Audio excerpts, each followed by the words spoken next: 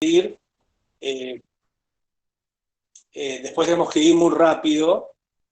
Y en el caso de lo que vamos a abordar hoy, que es a Peirce, a su teoría, la teoría peirciana, me parece que necesitamos un tiempo como para ir transitando esa teoría, que tiene una suerte de discusión, hay una dialéctica entre la teoría de Peirce y la teoría de Saussure. Volvemos a repetir, como dijimos la vez anterior, no necesariamente porque se hubieran leído de manera concreta, si bien la teoría de Saussure, a partir de 1916, es ampliamente difundida.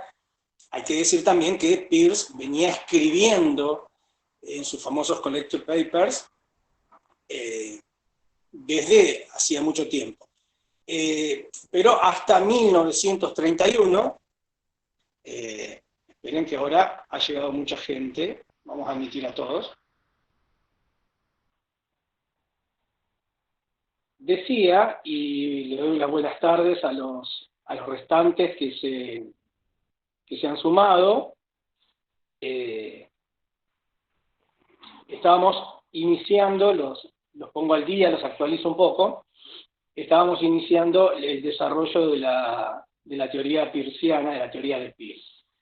Había arrancado diciendo algo muy sencillo y bastante conocido, que hay una discusión, hay una dialéctica, obviamente en todas las disciplinas científicas la hay, existe esta dialéctica, en la sociedad misma y en la cultura misma, pero decía que hay una discusión muy fuerte entre Peirce y Saussure, más allá de que no se hayan leído, o de que no tengamos registros de la lectura de uno por el otro. Sí sabemos que al momento en que se publican, se empiezan a publicar de manera fragmentada, muy caótica, ahora vamos a ver un poquito por qué es esto, la teoría peirciana, ya hacía casi, no 20 años, pero sí 15 largos años, que que Saussure tenía publicado su curso de lingüística general. Digo Saussure como un eufemismo, sabemos que no fue Saussure quien lo publicó, pero ya estaba publicado el curso de lingüística general, que fue en 1916. Los Collected Papers se empiezan a publicar alrededor de 1931, entre 1931 y 1935. Pero bueno, lo que decía es que vamos a ir arrancando porque en esta otra fundación, si es que se puede decir así, de lo que es la ciencia semiótica, aunque todavía esto está en discusión, es decir, si la semiótica ha alcanzado o no el estatuto de ciencia. Por supuesto que si ustedes le preguntan a quienes transitan la semiótica, y claro que le van a decir que sí, que el estatuto de ciencia ya fue instituido. Bueno, pero no es tan sencillo. Lo que quiero decir es que lo dimos un poco, lo trabajó un poco Rollo en la clase anterior, y lo venimos trabajando de acuerdo a la teoría de Saussure, para que una disciplina alcance estatuto de ciencia, tiene que ser reconocida ampliamente, no solo por la comunidad científica, sino también por la cultura en general. Lo que sí podemos decir es que, si bien ese estatuto tal vez lo podemos poner todavía en discusión, para mí no. Para mí, desde el hecho de que existe una materia troncal acá en la universidad, en la Facultad de Humanidades, como existe en Rosario, como existe en las grandes universidades, que es semiótica, desde ese momento me parece que el estatuto lo tiene. Pero bueno, ese es otro tema, es cómo se constituye una disciplina, y por ahí tiene un poco más que ver con epistemología. Pero decía que esas dos fundaciones que nosotros podemos establecer, una fundación europea y esta fundación norteamericana o estadounidense, son las que van a conformar esta disciplina que hoy estamos nosotros abordando. ¿Por qué se llama semiótica? Bueno, eso es por una convención que se dio en 1969 y a partir de ahí se decidió que de manera definitiva el término iba a ser semiótica. De todas maneras, hay algunos, qué sé yo, uno de los autores que nosotros no tratamos, pero un autor francés importante, Roland Barthes, él discernía entre lo que era semiología y lo que era semiótica. La mayoría no lo hace, y nosotros no lo vamos a hacer, nos vamos a manejar con el término semiótica y por ahí de manera indistinta con el término semiología. Pero vamos a empezar por hablar de algo en concreto como para ponernos en tema, porque si no abordamos la teoría y esa teoría queda como perdida en una suerte de abstracción. Hoy, ¿cuál es la música de moda, podemos decir? A ver si alguno se atreve a contestarme, a arriesgar ahí. ¿Cuál es la música que hoy se escucha mucho? El reggaetón. No voy a decir que eso revela a qué generación perteneces, pero no es el reggaetón. A ver, alguien que se anime un poco más.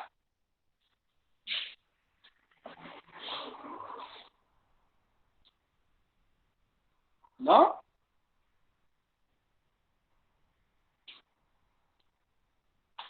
¿Le suena esto?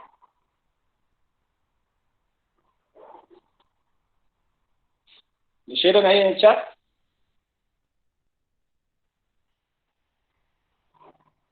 ¿Están mudos? No. No. Estamos hablando de lo que es la música que en este momento es, si quieren llamarlo de otra forma, como novedad. La cumbia no es una novedad. La cumbia no es una novedad. El reggaetón no es una novedad. En todo caso, lo que es una novedad o lo que está en este momento y que se vincula con todos esos otros géneros que ustedes están nombrando, es el trap. De hecho, bueno, tenemos por todos lados, desde los políticos hasta la mesa de Mirta Legrand, que por ejemplo Elegante aparece por todos lados, ¿no? Pero a la vez está Duki, a la vez está Paco Moroso, hay un montón de nombres dando vueltas que transitan en este momento ese género. Y acá no es una cuestión subjetiva si me gusta o no, pero sí vamos a llegar a eso. Sí vamos a llegar a eso porque es importante trabajar. Yo me voy a tomar de una profesora, una estudiosa de los medios de comunicación, a la vez semiótica, bastante conocida, que se llama Ana Atorresi. Ana Atorresi comienza un texto de ella sobre, se llama Los estudios semióticos, dando un ejemplo, y como ejemplo, toma al heavy metal. ¿Por qué? Porque estos estudios son sobre todo de los principios de los años 90. En esos años, al principio de los años 90, todavía había una mirada fuertemente condenatoria sobre el heavy metal. Y era una comunidad bastante fácil de discriminar. Ahora, si yo pienso hoy en día en el trap, también puedo encontrar una suerte de representación, de conjuntos de signos que hacen a esa representación que me puede permitir identificarlo con el trap. Pero si tomamos, por ejemplo, si a ustedes les resulta más sencillo aquello que planteó Ana Torresi en su momento sobre el heavy metal, y bueno, si tengo una remera de la bestia de Iron Maiden, por ejemplo, y a la vez digo que soy metalero, y a la vez uso uso cierta vestimenta particular, y todo eso va a construir una representación que a usted le va a decir que soy metalero. Lo mismo con el trap, ¿no? Es decir, ustedes lo ven, por decir, a Elegante, a Paco Amoroso, no sé si los ubican a todos los que estoy diciendo, a Catriel, al Duki, a todos ellos, tienen una estética, digámoslo de esta manera, tienen una estética que es casi como, aunque tomémoslo con pinza a esto que voy a decir, pero lo digo para que lo podamos entender, casi como una identidad. En realidad son un conjunto de signos que forman una representación, y esa representación a la vez es un signo en sí mismo, ¿sí? En el cuerpo social, estoy transitando el concepto de semiótica, pero el concepto de los estudios semióticos, pero a partir de Peirce, repito en este caso, en el cuerpo social, todas las representaciones, todos los signos y su vínculo con el objeto al que representan, son instituidos. Es decir, ¿qué quiere decir? Que más allá de las valoraciones que podamos hacer, allá a principios de los 90, por ejemplo, había una valoración fuertemente negativa con el heavy metal. Se me ocurre ahora otro ejemplo que tal vez ustedes puedan acordarse, aunque imagino que la mayoría de ustedes eran muy chiquitos, pero que es la emergencia de la cumbia villera. La emergencia de la cumbia villera con una cierta vestimenta, con los nombres mismos, Pibes Chorros, por ejemplo, con, nunca me acuerdo cómo se llama el instrumento característico, por ejemplo, que toca Pablo Lescano, también generaba eso una representación que se instituía. Es decir, de pronto, si alguien hablaba de cumbia villera, como antes del ejemplo de heavy metal, o hoy actualmente de trap, era bastante, no digo sencillo, pero uno podía establecer ese conjunto de signos que a la vez formaban un signo superior, esa representación de la que estoy hablando, que nos permitía denominarlos como heavy metal o metaleros, cumbia villera, trap, y pueden pensar en cualquier otro ejemplo que se les ocurra. Lo que va a plantear Peirce, porque aquí, en todo caso, yo estoy estableciendo una relación al estilo Saussure entre significante y significado. Peirce, que va a, ya veremos por qué, va a establecer otras categorías. Peirce va a establecer lo primero como signo al representamen. El signo para Peirce es el representamen. Ese representamen está en una relación con un objeto, ¿sí? Ese representamen está en una relación con un objeto. Hasta aquí no estamos muy lejos de lo que es la relación significado-significante que establece Saussure. Pero acá tengo que hacer un pequeño alto. Mientras Saussure parte de la lingüística y de las relaciones en un punto idealistas, ¿sí?, de cierto idealismo, y de las relaciones entre los elementos del lenguaje, ¿sí?, y del signo. Hay una postura en Saussure que es desde la lingüística y desde la filosofía. En el caso de Peirce, la postura es una postura lógica y pragmática. Hay una diferencia fundamental, ¿sí?, en esto. Entonces, desde un lado se establece una postura de lógica y de pragmática que está vinculado, en el caso de Peirce, a una teoría de conocimiento, que era lo que él se proponía. Él se proponía una teoría de conocimiento, es decir, cómo conocemos algo. Es decir, cuál es la forma en que nosotros conocemos algo. Cómo nos vinculamos con lo real. cómo es la posibilidad de nosotros conocer lo real. Y acá tengo que pararme un poquito y empezar a establecer las diferencias. Mientras Saussure plantea la idea de un signo lingüístico, no se olviden que él se para, hace el recorte en el estudio de la lengua, y desde ahí parte a otra cosa, si ustedes quieren. En el caso de Peirce, lo que va a decir Peirce es que hay una suerte de, no digo conflicto, ¿sí?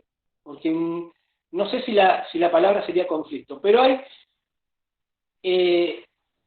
una relación de conocimiento que abarca, y quiero leerles una cita, esperen que la encuentre.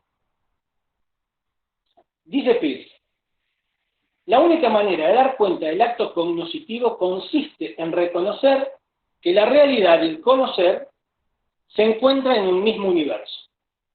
Es decir, que las cosas reales son de naturaleza cognitiva y por ende significativa. Peirce plantea desde esta postura lógica y pragmática que hay dos formas de conocer, digamos, o dos formas de aprender en principio. Una es el realismo, es el conocimiento inmediato del objeto, ¿sí? Y la otra es la inferencia. La inferencia, para explicarlo de una manera sencilla, lo voy a explicar mediante el lenguaje y específicamente a partir del diálogo. Si ustedes llegan a una conversación entre dos personas, es muy probable que tengan que pedir, si no estuvieron desde el principio, que tengan que pedir que les expliquen de qué están hablando. ¿Por qué? Porque esas personas funcionan con inferencia. La comunicación es profundamente inferencial. ¿Qué es la inferencia? Es aquella conclusión, aquella deducción que saco de la información que yo puedo recabar. Entonces, imagínense esta situación, imagínense que ustedes encuentran a dos amigos que están hablando, y díganme si esto no es muy común. Y un amigo dice: che, ¿viste el que te escribí? Sí, mal, no puedo creerlo. ¿En serio, no? Se la manda. Sí. Ya está, no tiene vuelta atrás. Nosotros llegamos a esa conversación, y si no estamos anoticiados del tema, de ninguna manera, porque hayamos hablado primero con uno, con otro, o algo de eso, no tenemos idea de lo que pasa. Y de hecho, si uno transcribe un diálogo así, ese diálogo puede interpretarse de un montón de formas diferentes. Sin embargo, quienes participan de ese diálogo, ¿sí? Sí entienden de lo que están hablando. Sí entienden de qué se trata. Bueno, esto es un proceso inferencial. El proceso inferencial nunca es inmediato. Nunca es inmediato el proceso inferencial. ¿Sí? Es decir, el proceso inferencial necesita una mediatez, es decir, un cierto recorrido para producirse. Entonces, por un lado tenemos lo que es la postura realista, conocimiento inmediato. La realidad me muestra el conocimiento y yo lo aprendo, digamos. Y el otro es el conocimiento inferencial. Peirce establece que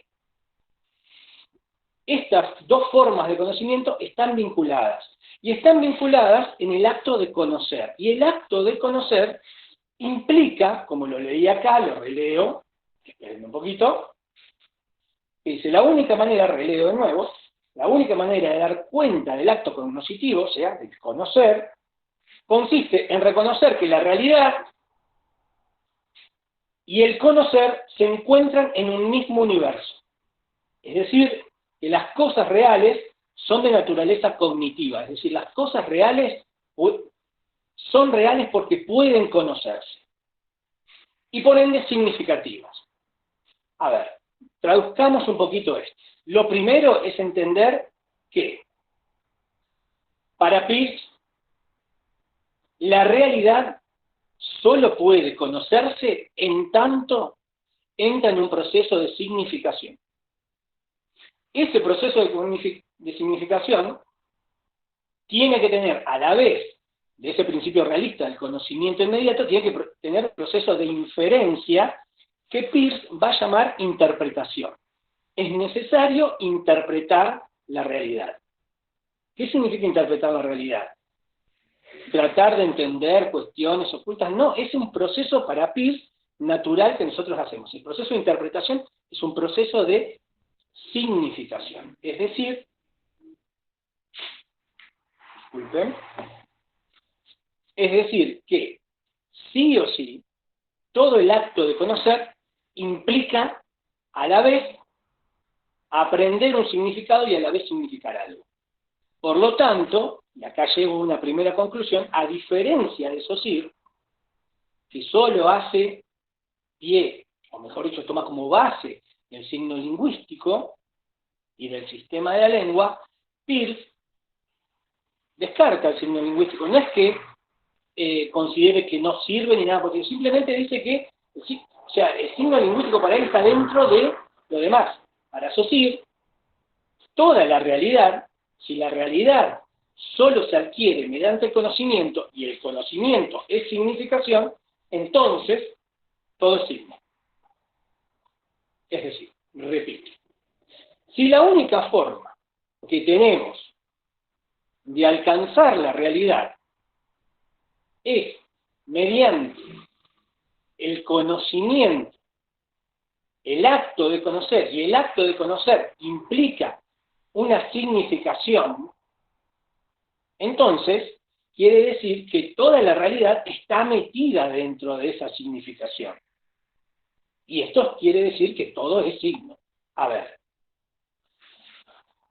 ustedes me pueden decir, profe, pero entonces Peirce considera que no existe la realidad fuera del signo o fuera de la significación. Sí y no. Voy a explicar primero qué es lo que no dice Peirce. Peirce dice que sí, que existe el mundo real. Un rayo cae independientemente de que suceda cualquier cosa. Va a caer un rayo, un árbol se pudre más allá de ninguna intervención. La gente muere más allá de lo que esto podamos la significación que le podamos dar. Ahora, solo podemos entender esos actos, esas representaciones, si entendemos que son signos, y si son signos es porque los conocemos, porque tienen significación y porque los interpretamos. Entonces, ¿qué es lo que está planteando Peirce? No tenemos otra forma de conocer lo real, de conocer la realidad, que a través de la significación. Por lo tanto, si solo podemos estar en la significación, si es como que no hay una fuera para nosotros de la significación, para decirlo de manera metafórica, entonces tenemos que entender que todo es signo para nosotros. ¿Sí? Todo es signo en el conocimiento. Bien. Primera cuestión entonces. Mientras que Saussure parte de la lingüística y la filosofía, tiene un fuerte componente ideológico, Peirce parte desde la lógica, desde la pragmática y procura una teoría del conocimiento, que no evade lo lingüístico, pero que lo lingüístico es subsidiario de una teoría mayor del signo. Por lo tanto, frente al signo lingüístico de Saussure, Peirce va a decir todo es signo. ¿Cómo lo explica esto? Y lo explica a partir del acto mismo de conocer. El acto mismo de conocer implica para nosotros interpretaciones de significados. Y si implica interpretación de significados, si es significación, quiere decir que para el conocimiento, la realidad es también una interpretación, por lo tanto, es también una significación. A ver, volvamos al ejemplo inicial que dimos de la cumbia villera, del metal, del trap. Cada vez que uno ve esos, a ver, uno puede ver una remera con el dibujo de la bestia del álbum de Iron Maiden, o uno puede ver un pibe vestido como Pablo Lescano, por ejemplo. O uno puede escuchar un grupo que se llama Pibes Chorros. Todo eso, separado, son signos en sí, individuales, signos particulares. Ahora, por algo, se los vincula. Por algo se vinculan unos con otros. Esa vinculación hace una representación que es a la vez un signo también. Y los vinculamos porque estamos haciendo, a partir de esos signos individuales que están relacionados en una representación, porque hacemos una interpretación. Y acá viene el segundo elemento fundamental, que en realidad es el tercero, pero bueno, lo digo de acuerdo a que habíamos hablado de signo lingüístico y signo. El segundo elemento fundamental que introduce Peirce. Es decir, Peirce va a decir que siempre se significa algo para alguien. Por lo tanto, esa relación entre ese representamen, entre esa representación y ese objeto al cual representa el signo, sí o sí requiere de un tercer elemento que es aquel que interpreta esa relación. Entonces, Peirce lo que va a plantear es, en principio, que hay un representamen al cual va a llamar, el signo lo va a llamar representamen, y que ese representamen tiene una relación con ese objeto. Pero a la vez, ese representamen también tiene una relación con un tercer objeto, el cual lo va a denominar interpretante. Y que ese interpretante establece a partir de esta relación, la relación que hay, estoy hablando mucho de relación, pero el vínculo que hay entre el representamen y el objeto.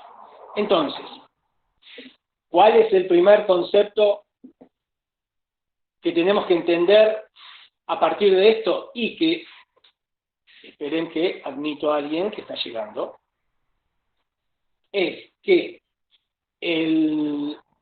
frente a las oposiciones binarias, a las dicotomías de Saussure, lo que va a plantear como base de su teoría, de la teoría semiótica, de su teoría de conocimiento, lo que va a plantear Peirce, es la tríada. Es decir, va a decir que en toda teoría del conocimiento, en toda teoría semiótica, digamos, para alcanzar el conocimiento, alcanzar el conocimiento del signo, se requiere de tres elementos, de tres términos: el objeto, el representamen y el interpretante. Bueno, vamos hasta aquí, pregunto por las dudas,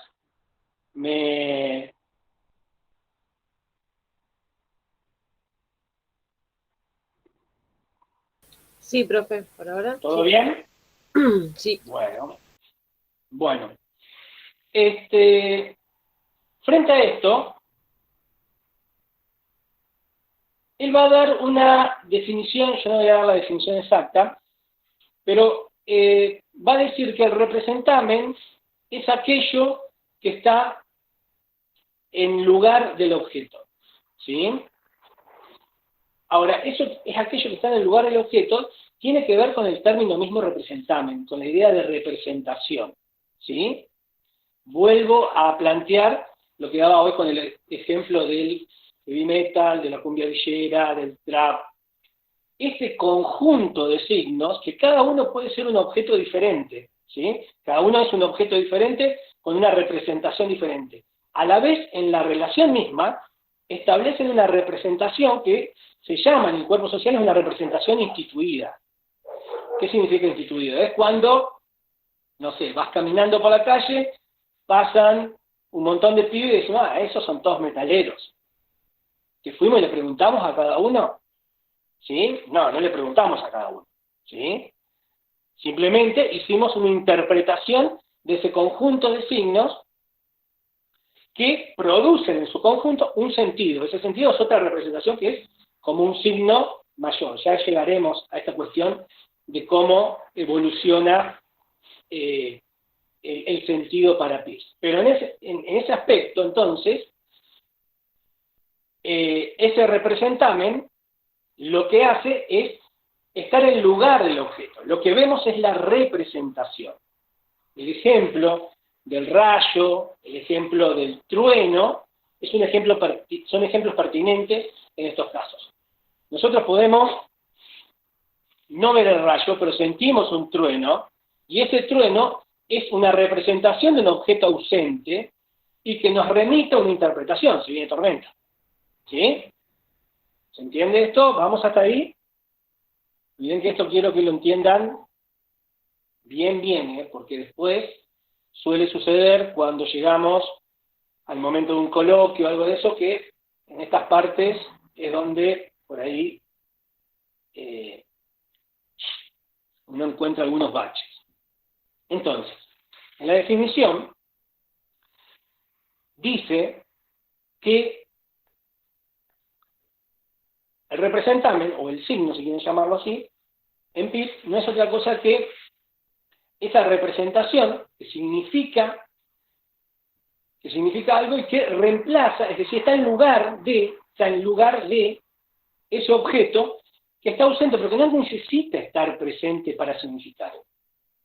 Yo escucho los truenos de una tormenta y veo como el cielo se ilumina y no necesito ver la lluvia o ver que se largó a llover para saber lo que va a suceder, para hacer una interpretación de ese fenómeno. Este representante dispara o produce un signo equivalente o con una cierta evolución, que no es otra que el interpretante, la interpretación de esa relación entre el representamen con su objeto. Entonces, esta es la primera, igual, esperen que lo busco y les leo bien la definición de Peirce porque me interesa que la tengan. Dice, un signo representamen es algo que para alguien representa o se refiere a algo en algún aspecto o carácter. Se dirige a alguien. Esto es, crea en la mente de esa persona un signo equivalente o tal vez un signo más desarrollado. Este signo creado es lo que yo llamo el interpretante del primer signo. El signo, el representamen, digo yo, está en lugar de algo, o sea, en lugar de su objeto. Entonces, volviendo al ejemplo inicial que hablamos de metal, cumbia villera, del trap, de todo eso, al coexistir todos esos elementos, ¿sí?, que pueden estar sueltos o pueden, por ejemplo, yo puedo tener un estudiante que entra a clases y viene con la famosa remera, digo yo porque me gusta mucho esa remera, por eso insisto con ese ejemplo, donde está la bestia y abajo dice Iron Maiden, y ese aspecto, ese signo que no es más que un aspecto de todo el objeto, me revela que ese estudiante es metalero, o por lo menos que es afín al metal, que le gusta el metal. Lo mismo va a ser si de pronto alguien me aparece con una remera que dice pibes chorros o de elegante. Es lo mismo, digamos. Entonces, ese representamen no es una totalidad. Nunca es una totalidad. Es un aspecto, es una cualidad que remite a ese objeto, el cual nunca podemos asirlo en totalidad. Pero que nos lanza una interpretación que es un signo equivalente o más desarrollado, dice Peirce, que establece a partir del vínculo entre ese representamen y ese objeto. Hay un principio acá que es muy importante.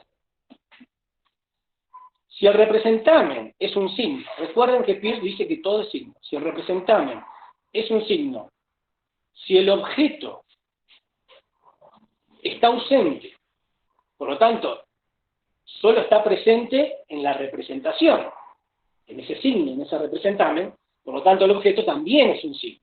Y si por último la interpretación que nosotros hacemos de estas dos realidades produce una nueva significación, o sea, el interpretante también es un signo. Entonces, los tres términos de la tríada, los tres términos del signo en la teoría de Peirce, los tres términos, a la vez que conforman el signo, cada uno de ellos son un signo en sí mismo. Y acá hay otra particularidad que es importante desarrollar. Bueno, ¿cómo vamos hasta ahí? ¿Dudas?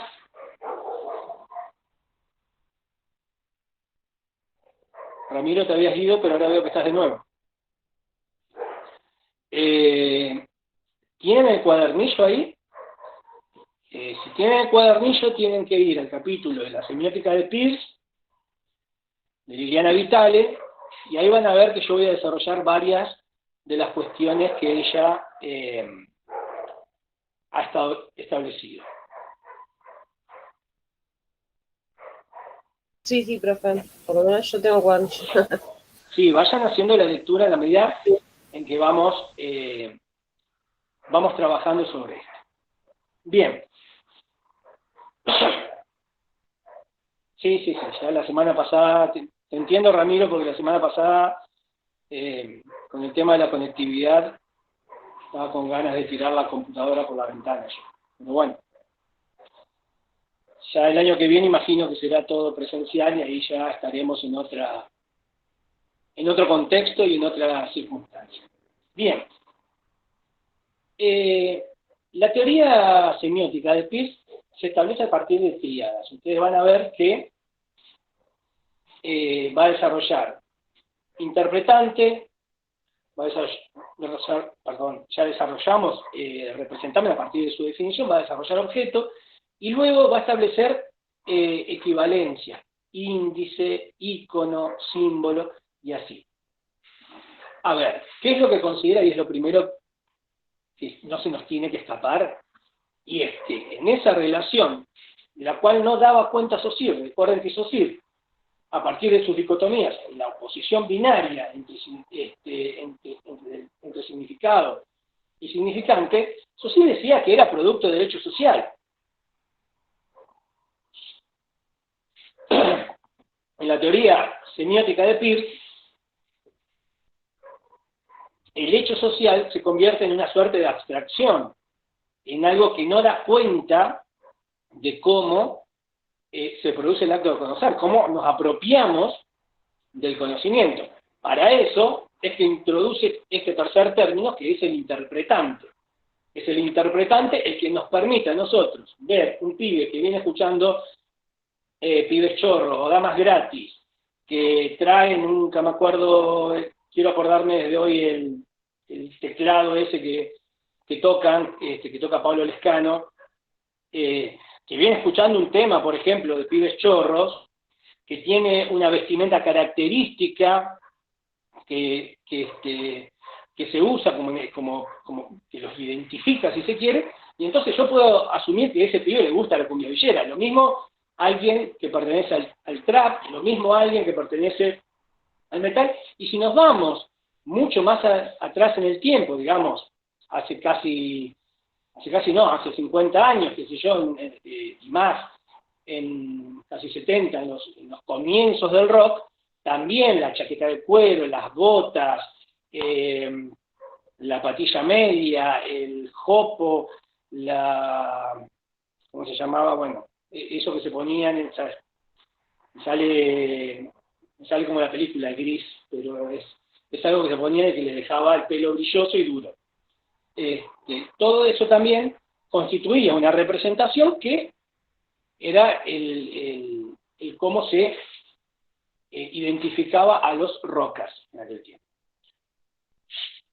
Ahora bien, yendo al interpretante, vamos a partir de este primer signo, Saussure va a decir que hay un interpretante inmediato. ¿Se acuerdan el vínculo que hablamos hoy entre realismo e inferencia? Saussure los vincula, ¿no? Entonces, va a decir, eso es algo que está ahí y ya. Es como el rayo que cae, es como el trueno, ¿sí? Está ahí, está instituido, digamos, ¿sí? En este caso, la página, esperá que ya busco. A ver, voy. La página del cuadernillo es la 68. Y el título es Semiótica de Peirce, y su autor es Alejandra Vitale. No sé si lo tenés. Avísame así, te esperamos un poquito y continuamos.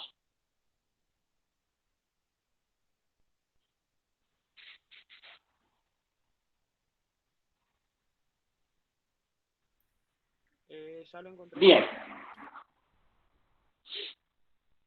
Bueno, continúo. Cualquier cosa me interrumpís, Ramiro, no te preocupes. Decía que, recuerden que este interpretante es un nuevo signo, es un signo equivalente o más desarrollado, ¿sí? Peirce va a dar varios ejemplos de esto, puede ser hasta de otro sistema de signos semiótico, por eso puede ser equivalente. Ahora nosotros trabajemos con ese ejemplo que hablábamos hoy de rockers, sumé ahora, heavy metal, cumbia villera, trap, ¿sí? Ese signo, ahí, esos chicos que van caminando por la calle y nosotros los identificamos como tal, eso es lo que va a llamar Peirce interpretante inmediato. Es decir, es la cualidad, el aspecto, el signo equivalente o signo más desarrollado, tal cual está dado, está en un, Peirce va a decir, es un ahí y ya, listo. No hay ningún otro elemento. Esa es, acuérdense que estamos hablando, en el caso de Peirce, de una teoría semiótica para el conocimiento, para una teoría del conocimiento. Entonces, es lo primero que veo, es la remera, ¿sí? Es el logo que tiene esa remera, es la música que escucho, que viene escuchando en el celular y que identifico con característica de heavy metal, rocker, cumbia o lo que sea. Ahora, dice Peirce que a partir de este interpretante hay otro interpretante que aparece, que es el interpretante dinámico. El interpretante dinámico es la experiencia en el aquí y ahora con esa representación, con ese representamen, con ese signo, ¿sí? Esa experiencia marcada por el aquí y el ahora va a llevar sí o sí una valoración diferente. Vitale da una serie de ejemplos ahí, no me acuerdo si era el ejemplo de fuego, pero el ejemplo de fuego vale, si no es el ejemplo de fuego lo uso igual porque es el que recuerdo ahora. Uno puede entender el concepto de fuego en un diccionario, ¿sí? Sustancia, ígnea y no sé qué más, y eso sería el interpretante inmediato. Ahora, no es lo mismo, ahora busco lo de Vitale y se los leo.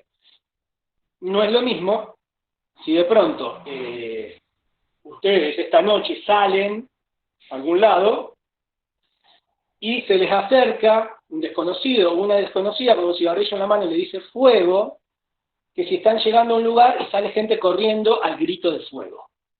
¿Sí?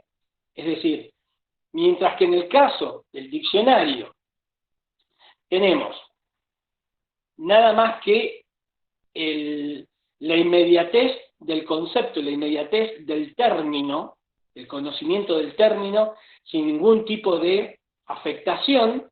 En el caso del aquí y ahora sí hay una afectación, ¿sí?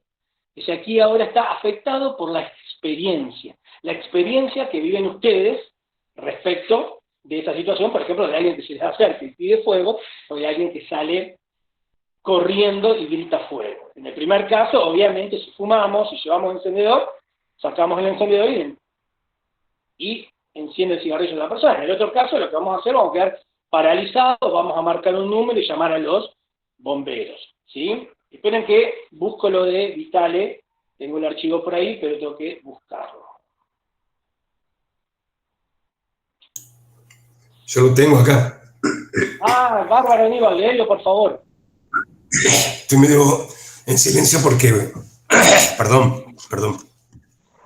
Bueno, empecemos a despedir a Aníbal porque no creo que pase de hoy. No, voy a ver si hablando se me despierta un poco. Te leo lo que dijiste de interpretante inmediato para retomar con el ejemplo. Dale, bárbaro. Ustedes chicos ahí, chicos y chicas, perdón, vieron cómo está compuesto el texto, ¿no? Es una bajada de Alejandra Vitale, ¿sí? Y es interesante porque reproduce, en traducción obviamente, lo que dice Peirce y lo interpreta.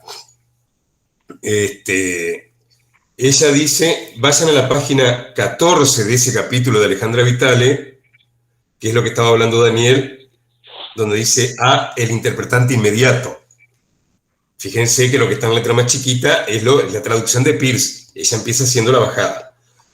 Dice, el interpretante inmediato es el interpretante pensado como el concepto o significado que comporta todo signo independientemente de su contexto y de las circunstancias de su enunciación. De allí que Peirce sostenga, y está lo que dice Peirce, que es lo que dice Alejandra Vitale, después lo lee. Y dice, el interpretante inmediato, en tanto concepto, permite relacionar el signo con un objeto sin considerar la situación comunicativa concreta en la que dicho signo aparezca. Por ello, Peirce afirma que se trata de una abstracción y de una posibilidad. Yo les diría que subrayen eso, ¿no? Interpretante inmediato como abstracción y posibilidad, que son las palabras clave para poder entender ese concepto. Y ahí va el ejemplo que decía Daniel, que sí que efectivamente es con el sustantivo fuego. El interpretante inmediato de la palabra fuego, por ejemplo, es la parte del significado que se mantiene más allá de lo que sea en un grito ante un incendio o un pedido para encender un cigarrillo, que eso ya sería otra cosa. O sea, es el significado diccionario, por así decirlo. Y lo que estaba hablando Daniel ahora del interpretante dinámico, dice, se trata del efecto particular que un signo provoca en la mente de un intérprete ante una situación concreta de enunciación, en contexto determinado de utilización. Que Daniel utilizó dos palabras clave que las podrían anotar ahí al costadito. El aquí y ahora sería, ¿no? Es lo singular y real.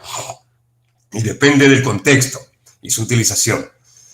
Reproduce lo que dice Peirce, que es lo que ella en definitiva hace la bajada, dice, y después se va nuevamente, en palabras de Vitale, a seguir aclarando esto.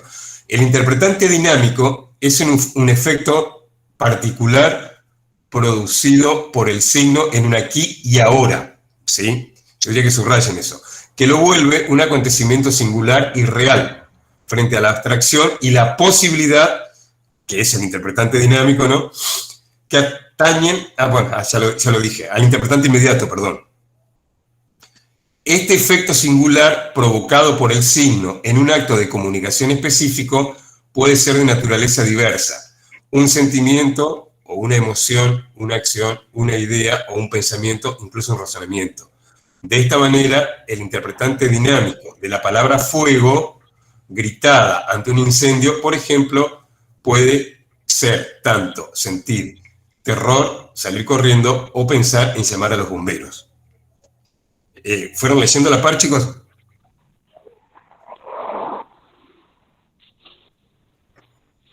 Chicos. ¿Están ahí? Sí, sí, sí. ¿Se entendió?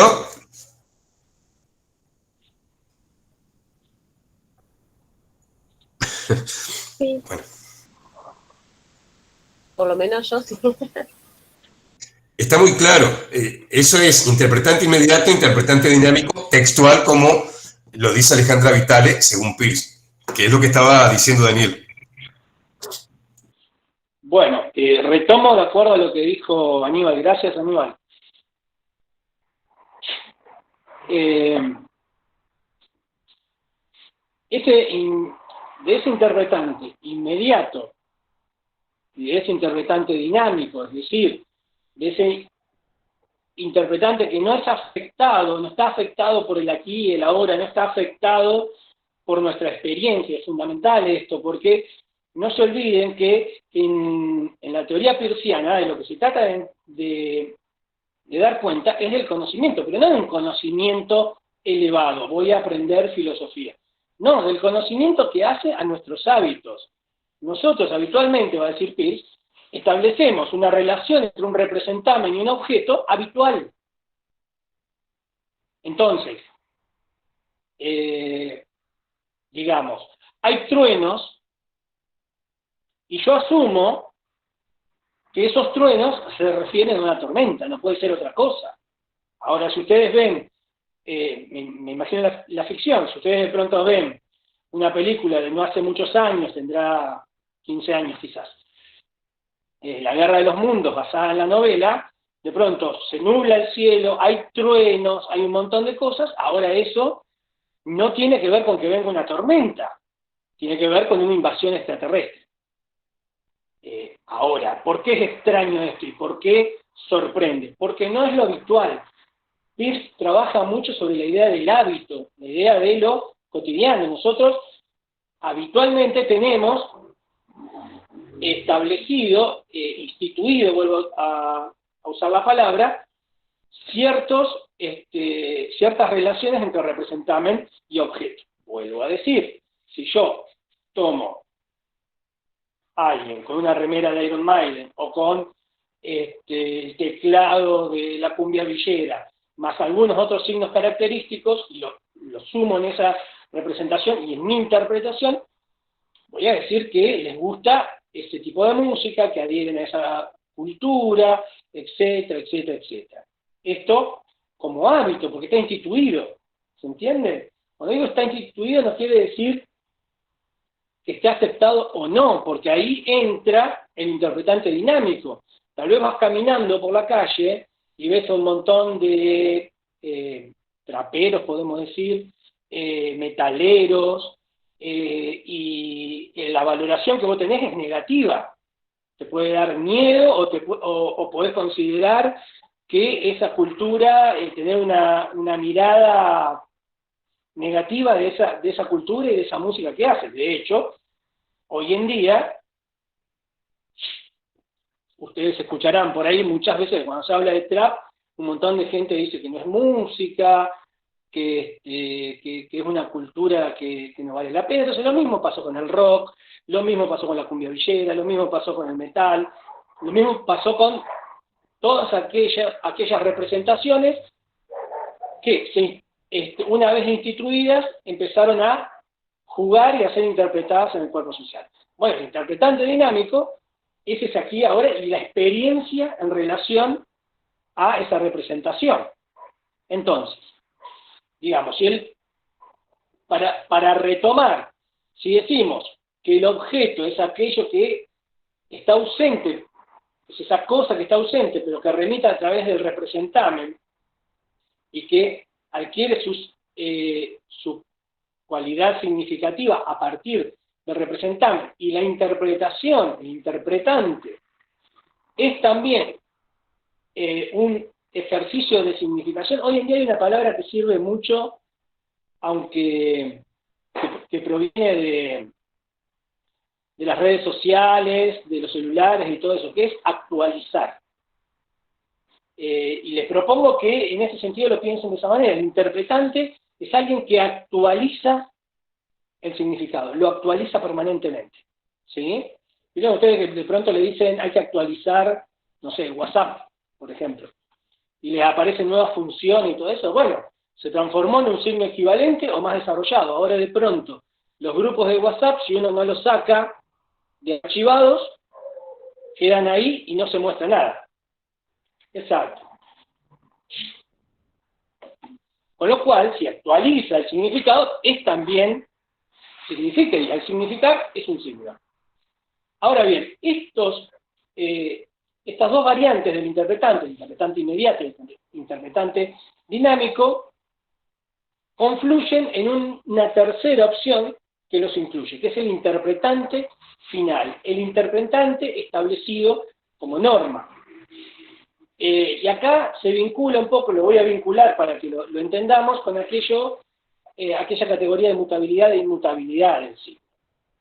Es decir, en el conocimiento, en el hábito, en la cotidianeidad, el signo no establece, o mejor dicho, el interpretante no establece nuevas relaciones del representamen con el objeto o con otros objetos de manera inmediata, sino que es más o menos estable. Los signos son más o menos estables, se mantienen durante un tiempo, y se mantienen en tanto se los considera como norma. Uno de los ejemplos más interesantes, y que ahora estaba mirando y Vitale lo tiene ahí, es la definición que hoy en día, claro, el interpretante final es un signo más o menos estable, en tanto se establece como norma, como ley, ¿sí? Al menos durante un tiempo. No significa que no esté en disputa permanente, porque siempre podemos encontrar nuevas relaciones, nueva producción de sentido. Pero, decía, más allá de esto, en ese sentido, el interpretante final, por eso es final, se establece como ley, como norma, como definitivo, aunque no lo puede ser, nunca va a poder ser definitivo. Porque en la teoría peirciana, el acto de significar es un acto continuo, permanente. No se cesa nunca de significar.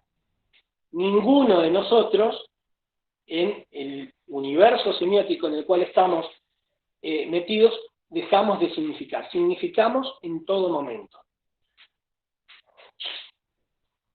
De hecho, estamos interpretando, y al estar interpretando de manera permanente la realidad, estamos significando, estamos conociendo y estamos en el acto de significar.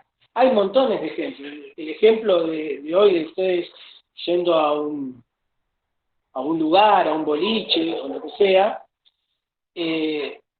las relaciones, uno cuando se relaciona con alguien puede identificar a partir de una interpretación, más allá de que esa interpretación pueda ser parcial. Recuerden que siempre el representamen es un aspecto, una cualidad del signo, ¿sí? Una cualidad de ese objeto al cual representa.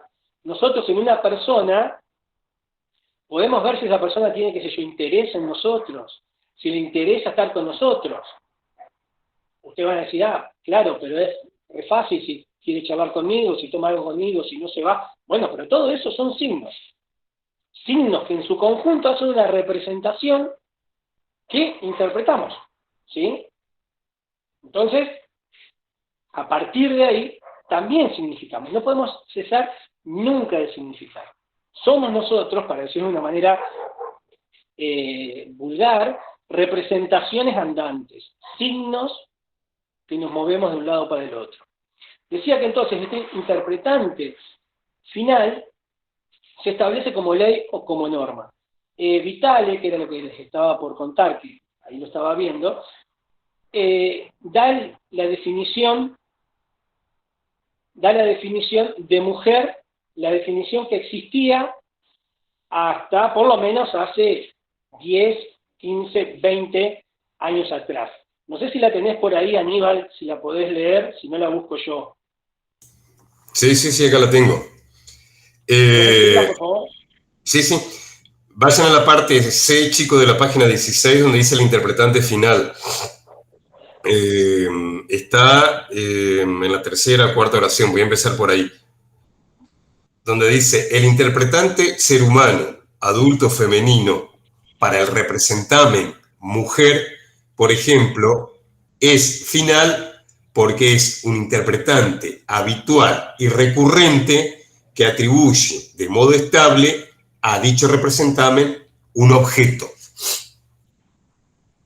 Bien, esa relación habitual, ese hábito de establecer una relación entre un representante y un objeto, es lo que hace al interpretante final. Habitualmente, entonces, ese concepto mujer estaba pensado desde un término casi biologicista, si se quiere. ¿Podemos decir que eso hoy en día está en discusión o no? Pregunto.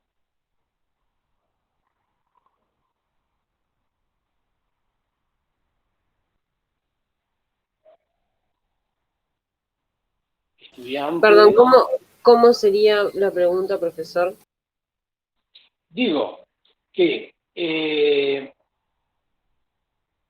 esa definición que da Vitale, que todavía existe, ¿sí?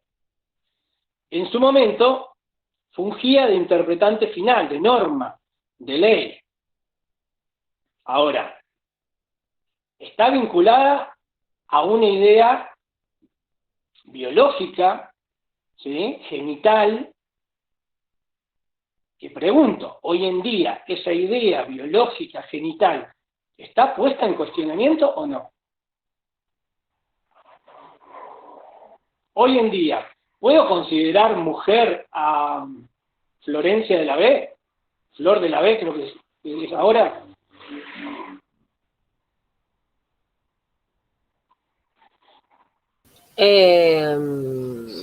Sí. ¿Te das cuenta que no dijiste sí? Dijiste, sí. Tu respuesta revela que es un territorio en disputa. Es bárbaro tu respuesta. Sí, totalmente. Por Revela eso. que es un territorio en disputa. Bueno, antes ese territorio no estaba en disputa. Una travesti no podía considerarse a sí misma mujer. ¿Sí? ¿Se entiende? ¿Por qué? Porque la genitalidad era parte de una definición de mujer. Esto que a ustedes hoy en día, no sé el resto porque el resto no ha hablado, pero esto que hoy en día nosotros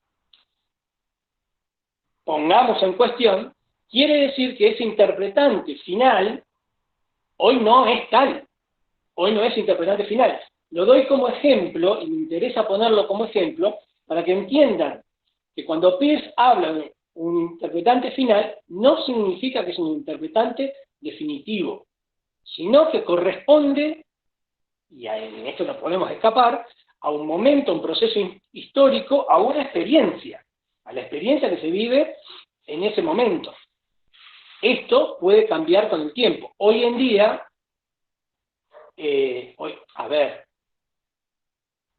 estoy hablando acá en Argentina, ¿no? Si pensamos en lo que ocurrió hace poco, hace nada, que volvieron los talibán al poder en Afganistán, imagino que esta discusión es imposible allá. Imagino, porque estoy hablando desde lo que uno conoce a través de las noticias, de la información. Pero imagino que la definición para ellos de mujer no puede entrar en discusión a partir del autopercibimiento. Hoy en día, en Argentina sí, si alguien se autopercibe como mujer, digamos, o se autopercibe perteneciente al género femenino, y es algo que hasta tenemos una ley de identidad de género que lo aporta. Me imagino que, por ejemplo, en Afganistán esto no sucede, ¿sí? Para que ustedes vean que en todo lo que plantea Peirce, y en esa tríada donde está objeto, representamen e interpretante, es absolutamente dialéctica y permanente. Bien. Del interpretante final, el interpretante dinámico y el interpretante inmediato, vamos a pasar ahora a la idea de objeto, ¿sí? Para lo cual, Aníbal, tengo el archivo acá, pero muy perdido. Entonces, si vos tenés para la definición que da Peirce de objeto, que es lo que quiero, porque no la encuentro. Sí, yo la tengo acá. Léela, por favor. Vamos a página 19, chicos y chicas.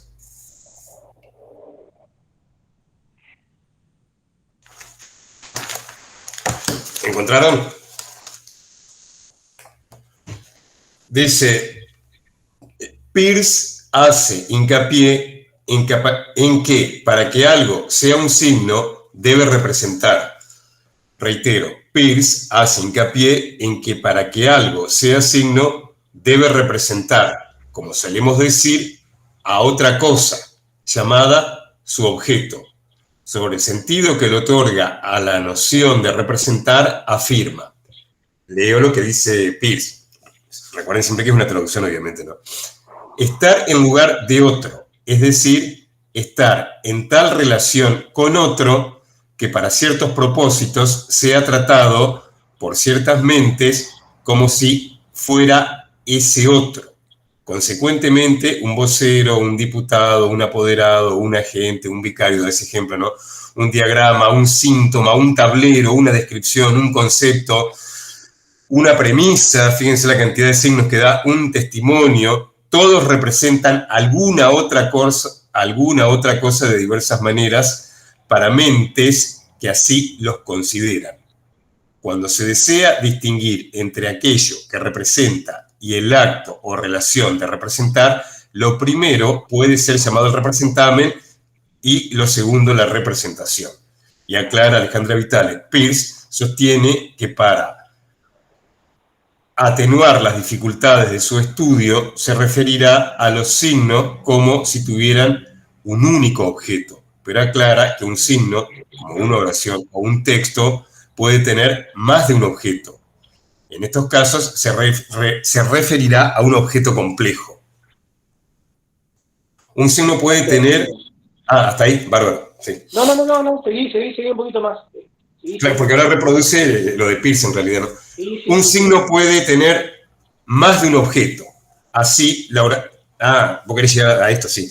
Así la oración, Caín mató a Abel, que es un signo, o sea, la oración es un signo, se refiere tanto a Caín como a Abel.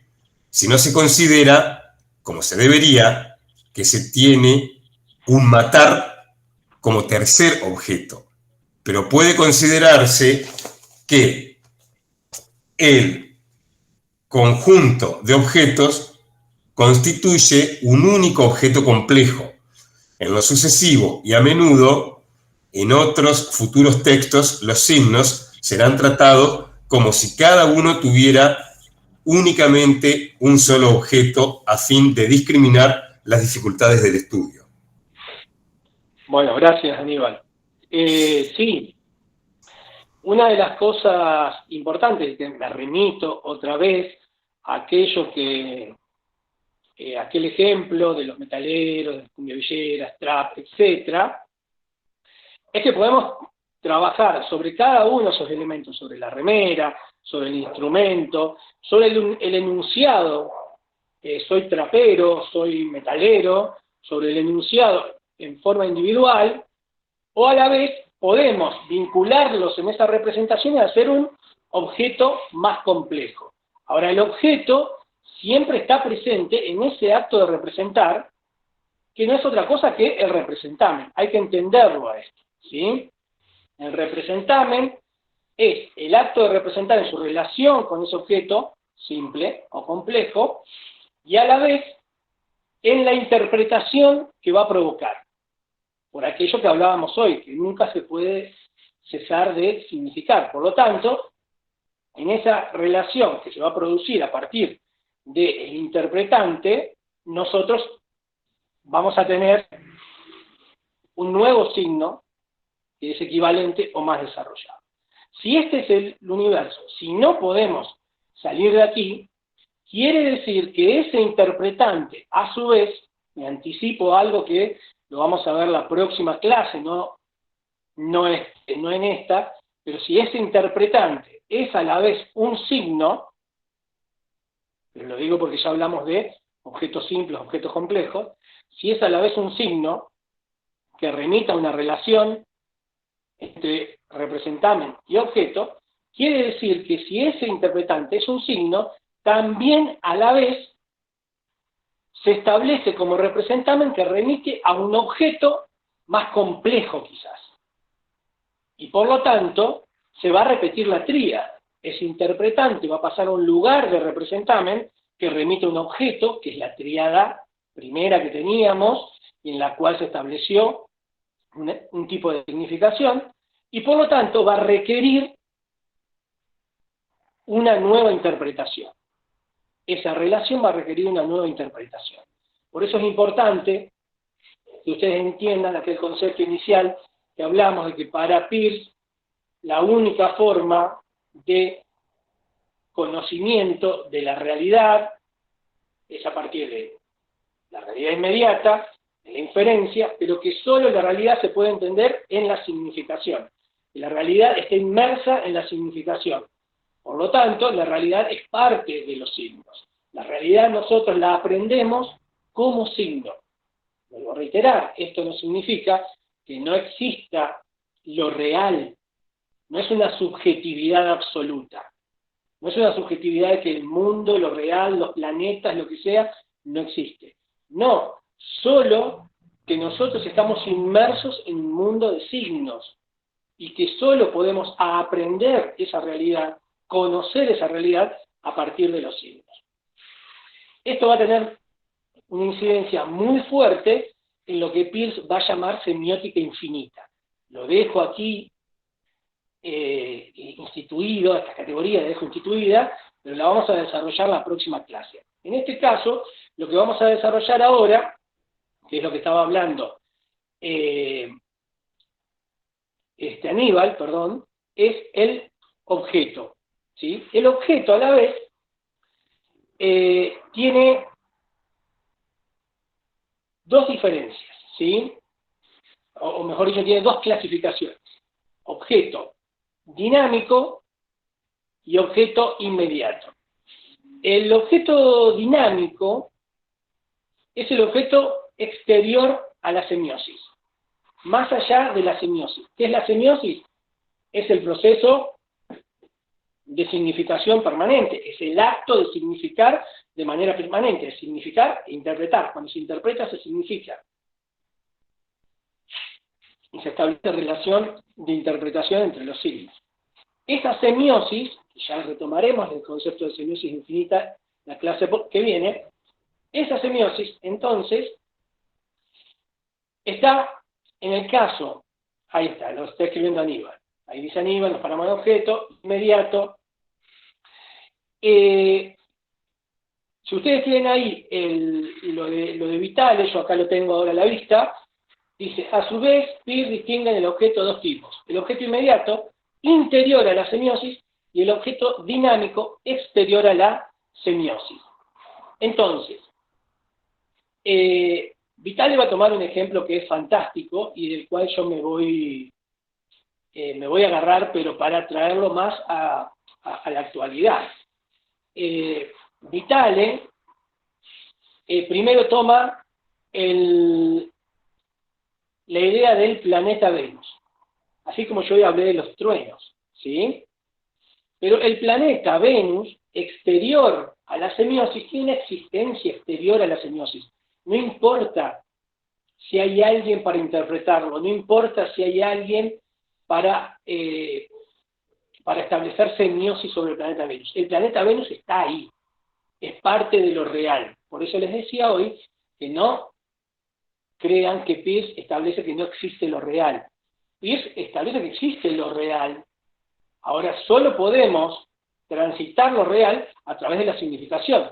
Por lo tanto, como en un sobregiro o en una vuelta de tuerca, lo real tiene que meterse dentro de la significación y convertirse en signo para que nosotros lo podamos conocer. Vuelvo a repetir la idea de teoría de conocimiento, que es muy importante en el concepto de Peirce. Salimos de la lingüística. Estamos en cómo conocemos lógicamente y cómo conocemos en lo cotidiano, en los hábitos, en lo pragmático, digamos. Es objeto dinámico, entonces, exterior a la semiosis, que es el planeta denominado Venus. Habitualmente, si amanecemos, lo va a decir ahí Vitale mucho mejor que yo, si amanecemos o si estamos en el río a la tarde, se podrá llamar lucero matutino en nuestro país o lucero vespertino. Pero el ejemplo que yo quiero tomar, que Vitale toma el ejemplo de Perón. Perón en este momento, Juan Domingo Perón, es alguien que se aleja un poco en el tiempo. No se olviden que Perón muere allá en 1 de julio de 1974, cuando la mayoría de ustedes no habían nacido y los que habíamos nacido éramos bebés todavía, unos nenitos chiquitos. Entonces, por ahí se convierte en un personaje histórico que no nos permite,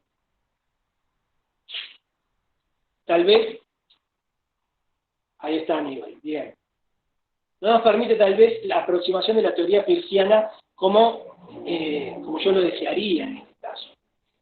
Es mucho más pertinente porque es cercano, porque es la experiencia, por eso del interpretante, ¿sí? La experiencia permanente, el caso de Mauricio Macri o de Cristina Kirchner. Cualquiera de los dos que tomemos, ¿sí? Son, nos gusten o no, ¿sí? Son objetos dinámicos, equivalente a aquel interpretante del ahí y ya, el interpretante dado, digamos. Claro, con el ejemplo de Perón sucede lo mismo. Cristina Kirchner, Mauricio Macri, son objetos en sí mismos, objetos dinámicos, más allá de la semiosis, más allá de la interpretación que se pueda llegar a hacer. Ahora bien, cualquiera de nosotros sabe, porque lo hemos vivido, y lo vivimos todavía, ahora en el tiempo de elecciones, el domingo es tiempo de elecciones, que esos dos objetos dinámicos llamados Mauricio Macri, llamada Cristina Kirchner, al interior de la semiosis provocan valoraciones. Voy a utilizar esta palabra para que se entienda. Así como Vitale va a decir que Perón, a partir de 1955, cuando lo derroca la dictadura que se instala después, a partir de 1955, se transforma para gran parte de los argentinos como objeto inmediato, es decir, un objeto hacia adentro de la semiosis, es decir, dentro del acto de significar, dentro del concepto de teoría semiótica de Peirce, del conocimiento. Se transforma en el tirano prófugo para aquellos que estaban contentos con que Perón haya sido derrocado y se haya tenido que exiliar, y para aquellos peronistas, seguidores de Perón, era el primer trabajador, como dice la marcha peronista.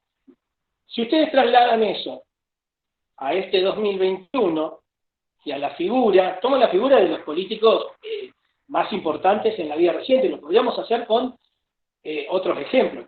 Tomamos y actualizamos eso hacia Mauricio Macri o Cristina Kirchner, y bueno, Mauricio Macri es el vago, el señor reposera y no sé qué más, o es el presidente que vino a, por primera vez, derrotar al peronismo y a tratar de modernizar el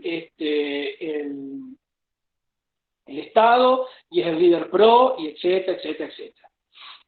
Y si pensamos en Cristina Kirchner, ¿sí?, hay adjetivos como la morocha, como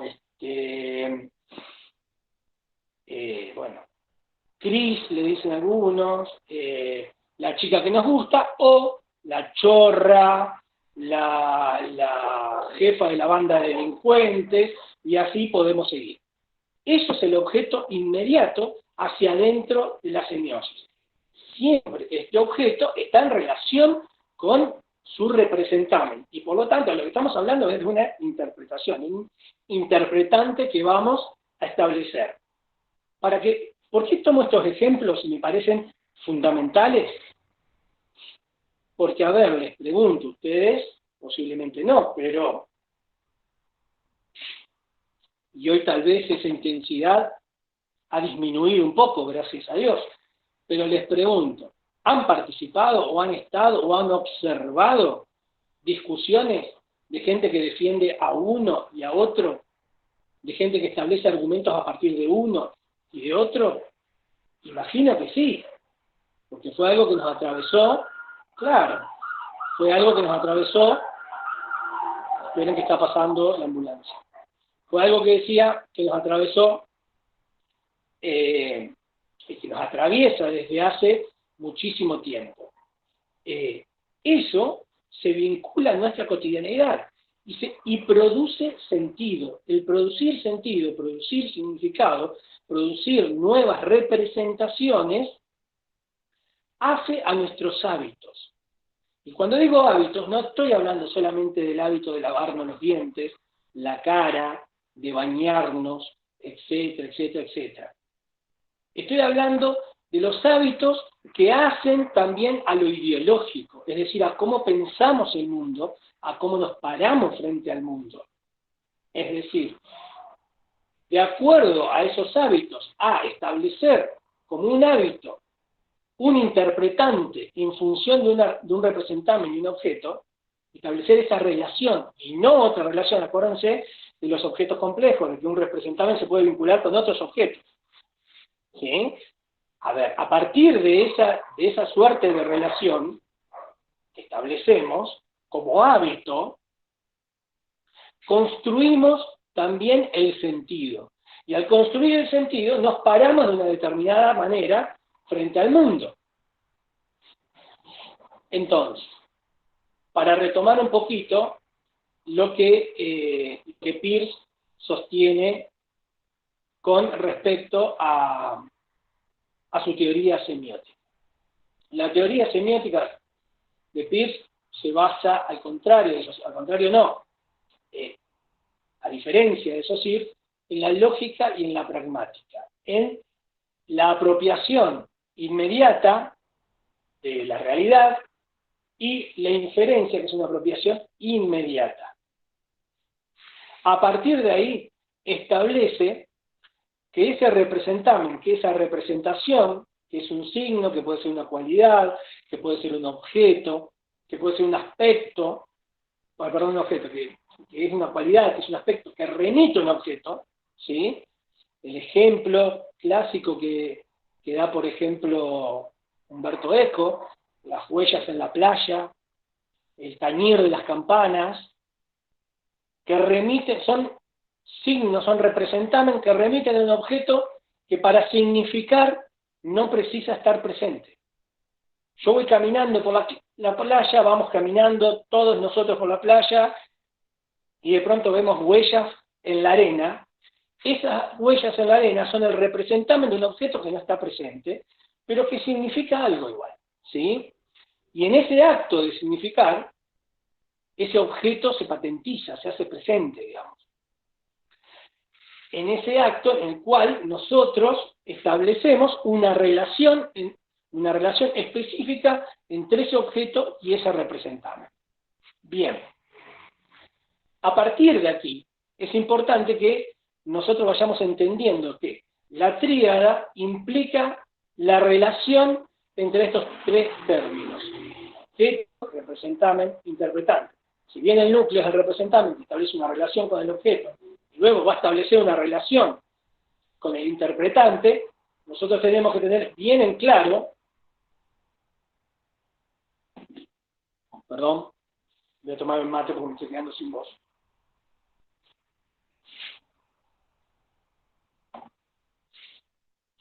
Ahora sí. decía que esa relación de los tres elementos es una relación que se establece de manera continua. Nosotros en todo momento estamos en ese acto de significar, en ese proceso de semiosis. Así va a decir Peirce, proceso de semiosis. El proceso de semiosis no termina, es infinito, no cesamos nunca de hacer semiosis. Nunca dejamos de interpretar, nunca dejamos de establecer relaciones entre representamen y objeto. Nunca dejamos de generar interpretantes. Ese interpretante, como dije hoy, a la vez tiene algunas características que son importantes, que hoy las desarrollamos. Es decir, tenemos un interpretante que sabemos que es un interpretante final, que es ese interpretante como norma, como ley, que hoy dimos el ejemplo de la mujer, un interpretante inmediato y un interpretante dinámico. En el caso, perdón, pero se me cortó un poco, ¿se me escucha bien? Porque a mí la computadora se me cortó.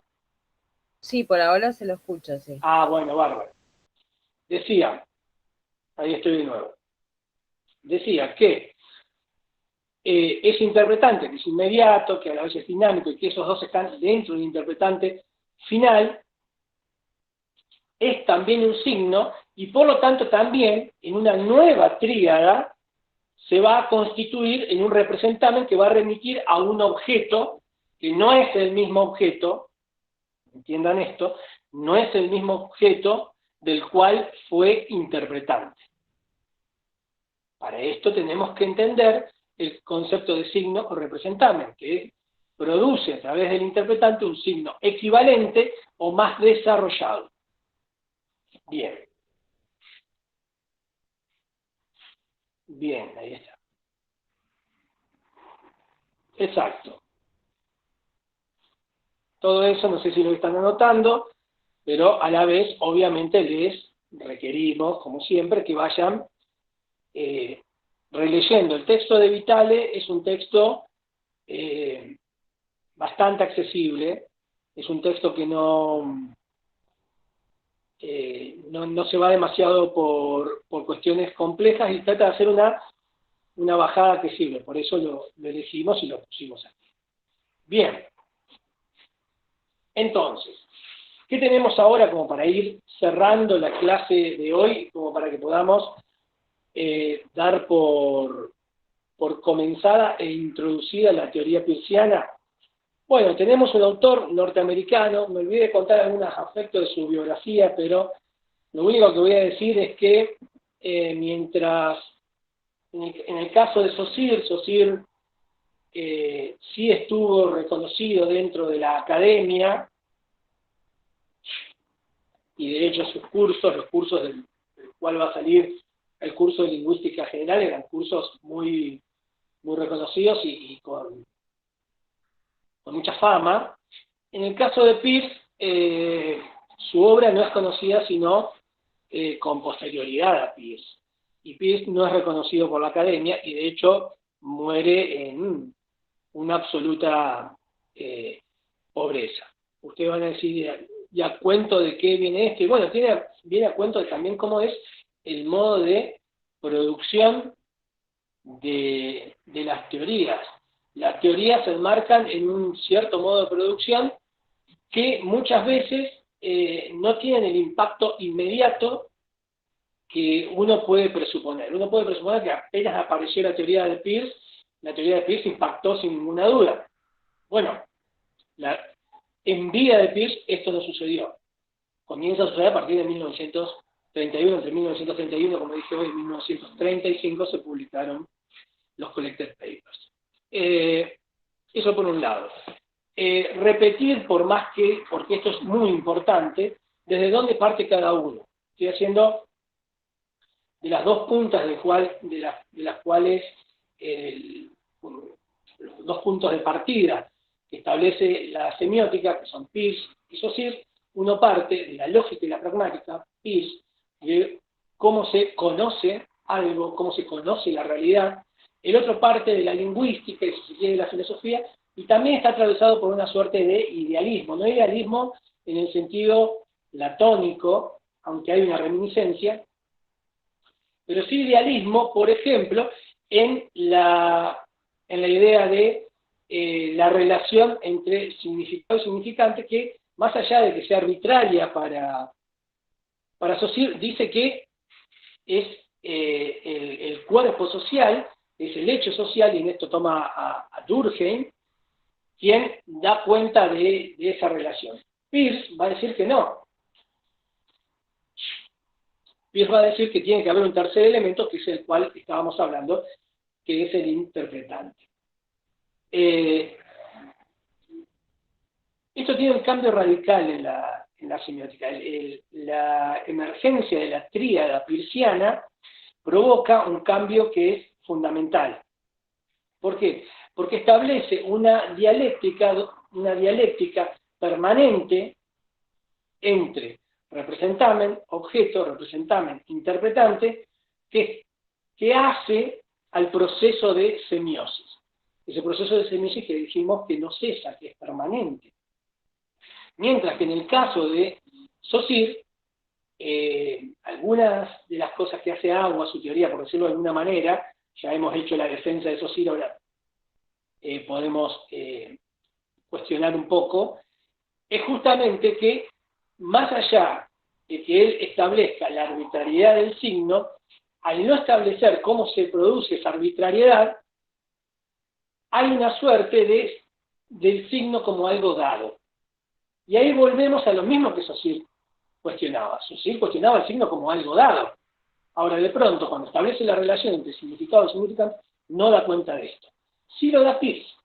Peirce, al introducir ese tercer término, que es el interpretante, el signo significa algo para alguien, con esa ecuación tan sencilla, de pronto estamos frente a un cambio en el estudio semiótico, en el estudio del proceso semiótico, lo cual tiene que ver con aquello que hablamos al principio de la clase, con el estatuto mismo de la semiótica como ciencia, que no es solo una operación académica, como hizo Saussure, tratar de poner la semiótica bajo el paraguas de la psicología, sino a la vez que ese objeto que se constituye como tal pueda ser reconocido y legitimado por la academia. Si de pronto entendemos que el proceso de semiosis involucra, no solo en el caso de Saussure, que sostenía que era la lengua, sino que involucra todo lo que nosotros llamamos realidad, es decir, todo es signo para Saussure, para Peirce, bueno, entonces vamos a tener que entender que es necesaria una interpretación de todas las relaciones, de todos los hábitos, de todos los procesos cotidianos por los cuales transitamos. No solo el despertarnos, el percibir que hay un sol y por lo tanto comenzó el día, sino de procesos más complejos, es decir, una teoría del conocimiento que abarque todo. Bueno, creo que con esto, más o menos, te pregunto, Aníbal, si querés agregar algo, querés leer lo de faneroscopía, Aníbal. A ver, para que cerré el cuadernillo. Porque por ahí tal vez, para cerrar hoy, estaría bueno leer eso que es una suerte de fenomenología peirciana, y que él le va a dar el nombre de faneroscopía, pero que tiene que ver y da el pie para lo que vamos a dar la clase que viene, que es la semiosis infinita. Ay, para que no lo encuentro. A ver, lo busco yo, si no, Aníbal. Porque cerré el cuadernillo justito. No sé para qué si tenemos que ir a Federación.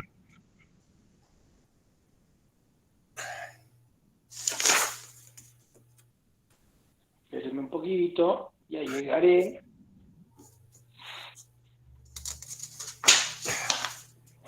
No muestro la cara porque se van a asustar. Ya no nos asustamos de nada, ¿no es cierto, chicos? Me vacunaron y me atacó. No, que les cuento a los chicos que me vacunaron y me atacó mal, como si hubiese tenido todo el bicho.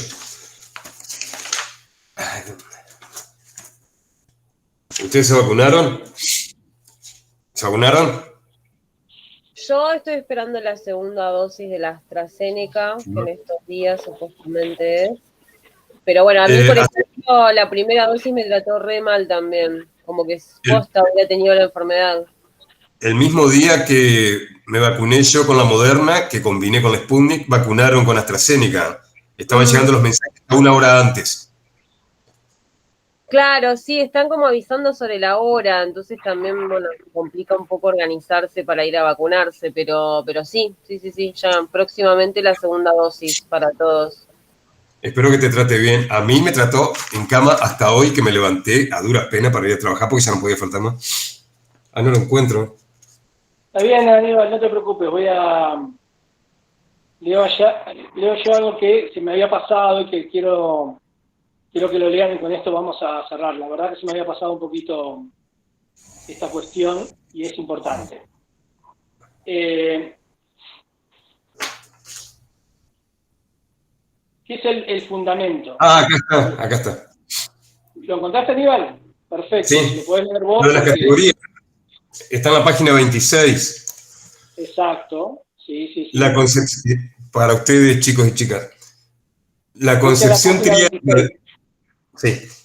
Es el punto 1.3, donde dice las categorías.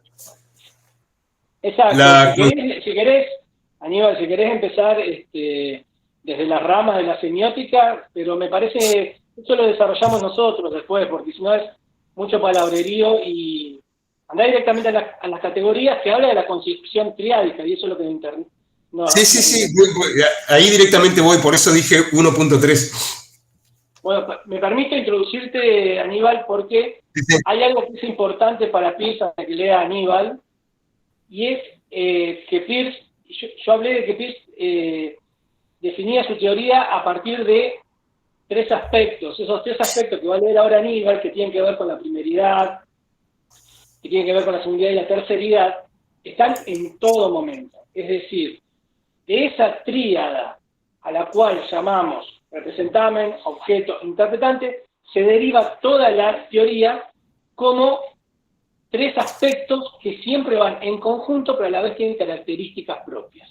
Ahora sí, Aníbal, disculpa que te corté. No, está bien. Bueno, dice las categorías. La concepción triádica del signo en Peirce, representamen, objeto, interpretante, tiene como origen la división triádica de las categorías, que son el objeto de reflexión de lo que Peirce denomina alternativamente, según sus diferentes escritos, faneroscopía, fenomenología o ideoscopía.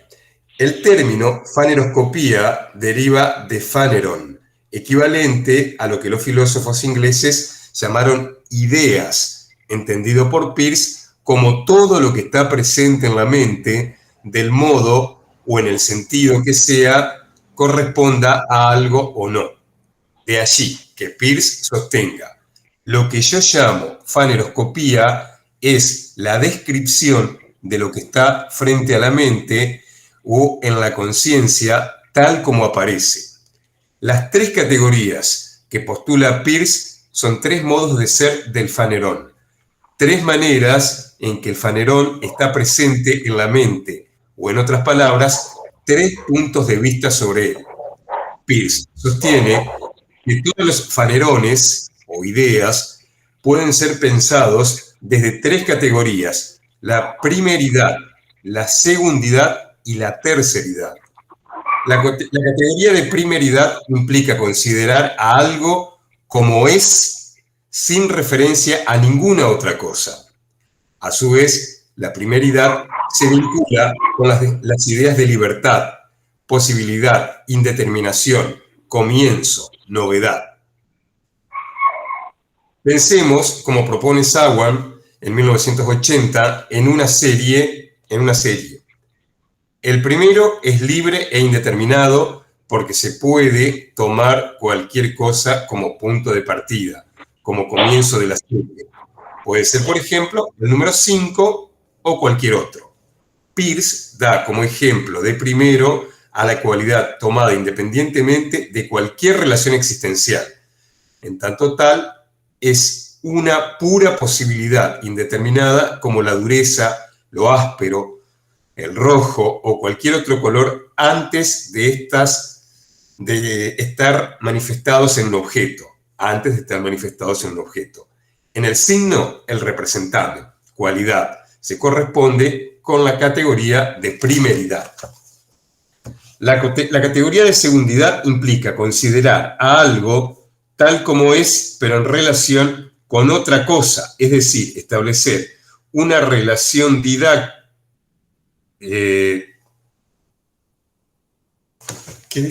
Una relación diádica, de dos, estaba viendo mal, que no involucre a una tercera cosa. Peirce vincula la categoría de segundidad con la idea de existencia y de hecho en bruto. Como ejemplos de segundo, se refiere a la caída de una piedra en tanto hecho bruto, considerado como relación diádica entre la piedra y la tierra, en cuanto asunto exclusivo de la piedra y de la tierra en un momento determinado. Si pensamos en una serie, el primero en sí mismo es solo la posibilidad de la serie, es el segundo quien introduce la existencia de ella. Pero si algo fuese analizado solo en términos de primeridad y segundidad, ni la ley ni la regularidad existirían. En una serie, el segundo podría ser cualquier cosa, por ejemplo, el número 6 o cualquier otro. Y estaríamos ante una serie azarosa. El signo, el objeto, se corresponde con la categoría de la segundidad, la de existencia. Pero si nos limitáramos a la relación diádica entre un primero, el representante, y un segundo, el objeto, nos encontraríamos ante una relación sin regularidad. La categoría de terceridad es la que hace posible la ley y la regularidad. En una serie es el tercero el que introduce una progresión regular no azarosa mediante una ley. Por ejemplo, N1. En el signo, el interpretante se corresponde con la categoría de terceridad, pues constituye una ley que pone en relación a un primero, el representante, con el segundo, el objeto, con que él mismo está en relación. De allí que Peirce afirme: en su forma genuina, la terceridad es la relación triádica que existe entre un signo, su objeto y el pensamiento interpretador, que es en sí mismo un signo, considerada dicha relación triádica como el modo de ser de un signo. Y finaliza: el interpretante, como tercero, incorpora una auténtica relación triádica, pues establece A, la relación del primero, representante, con el segundo, objeto; B, su relación con el segundo, objeto; y C, el hecho de que la relación entre el primero, representante, y el segundo objeto es la misma que la del segundo, objeto, con el tercer interpretante. Bueno, más allá de esto último, gracias Aníbal, más allá de esto último y de algunas consideraciones ahí que pueden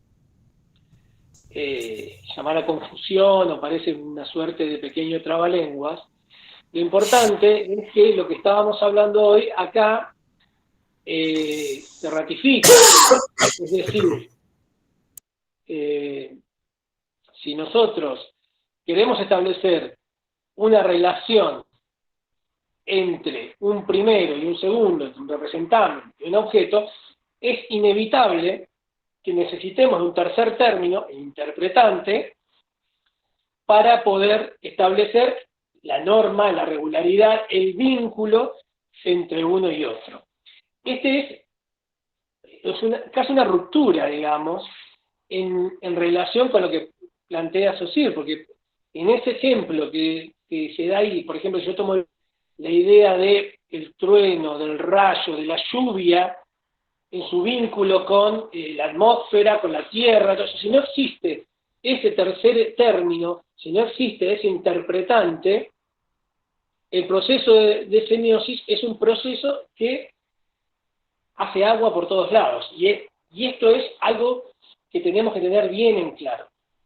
Saussure da cuenta del signo lingüístico, Saussure da cuenta de las características del signo lingüístico, de la definición, de la relación entre la relación diádica, de la relación entre significado y significante, de las distintas dicotomías.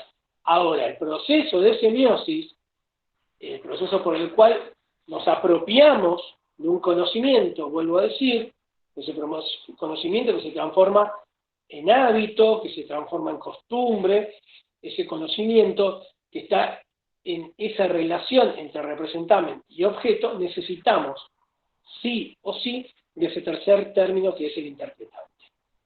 Bueno, hasta aquí vamos a llegar por hoy. Espero que no hayamos sido muy intensos y que les haya sido claro lo que desarrollamos. Recomendamos, como siempre, una relectura y por supuesto, ustedes saben que las clases después quedan en la plataforma, en Moodle. También les recomendamos que vuelvan a ver la clase, porque ahí hay muchos conceptos que les pueden servir para ir armando apuntes. Esto que desarrollamos hoy puede servirles para armar apuntes a la vez de la lectura que hagan. ¿Alguna duda, alguna pregunta, algo que quieran expresar? Si no, empezamos a despedirnos de a poco por hoy. ¿Nos escuchamos? No, profe, por mí está bien. Bueno. La semana que viene seguimos con Peirce. La idea de la semana que viene es retomar un poco esto que trabajamos de Peirce, profundizar en algunas cuestiones, básicamente profundizar en la semiosis infinita, que es lo que me interesa que se entienda. Hoy más o menos algo trabajamos, cuando dijimos que el proceso de semiosis no cesa, no termina, pero queremos desarrollarlo bien. Entonces vamos a retomar un poco lo que hablamos de Peirce y vamos a desarrollar el proceso,